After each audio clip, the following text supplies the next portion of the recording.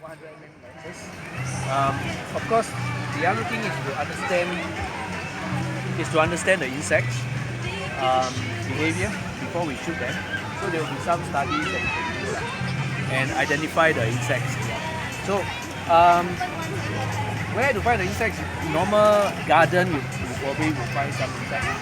So like this, so you can find in any garden. It's actually not a bee but a fly. Yeah, this is not a bee but a fly. So you could find this in normal gardens. So some of the gardens I go is like the Topoyo Gardens, the Mokyo Gardens, the Bishan Gardens. You know, I just spend about early morning shooting them, and then break for lunch. So what I found about insects is that they are small. That's why we don't really appreciate them. So the whole journey is to photograph what I call portraits of insects, to show people that insects are actually pretty charming, and we need to learn from them and understand them better. It's not that we see them only, we're so frightened and then we just smash them or run away from them. So that's why I call my series of work portraits of arthropods. Because the spider are not insects. Spider are arthropods. They have 8 legs.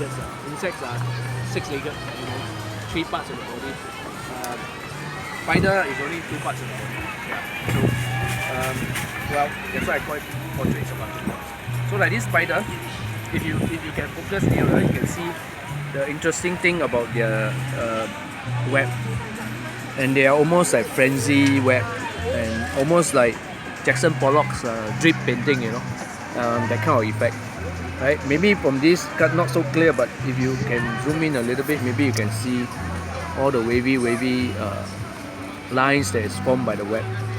Yeah, so that is something that we can see and learn from the spider and appreciate them. Very aesthetical in a certain way, like the way they do it. And like for example, this one. This is a very common beetle, which always glide on a sandy floor. So a lot of times we thought they are fly, but if you look carefully, they are not. They are actually beetles. They go around, actually they feast on ants. Yeah. And they are pretty ferocious. They eat a lot of ants. And with this kind of beetle, you can see that the shape of their body and the colors of their body, which is almost like African mask kind of color. So here we can appreciate the form of the insects, right? The other one we can appreciate is the action or behavior of the insects. Like in this one, they are having some kind of courting event. So during a courting, you can see the extension of the fly mouth. They can be very telescopic and they can extend out to do some form of kissing. They will run around and all that. It's very interesting to watch. So to look at their behavior is also a form of enjoyment. And wow, this one is a stingless bee. Alright. Sometimes we thought the bee actually carry pollen or things in their mouth, but if you look at this, they actually carries the honey on their legs before they go back to their nest. So these are small little things that we can observe with the macro lens and read about them and get them identified, and then you can understand their behavior. And a lot of times you can also see some of these ferocious insects. This is one of the insects which almost like guard the place, because they can snap up insects in mid-air. So you can see the claw here, right? So imagine they catch the insects by hooping, like a big claw and hooping the insects.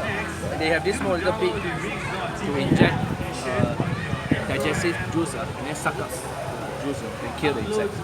So this can kill mosquito and all those smaller insects. Yeah. So it's a very amazing form that we can see from here. You can see the legs, right? Very huge. So if we are as small as them, we better run for our life. They can snap you on the go, Yeah. So these are some of the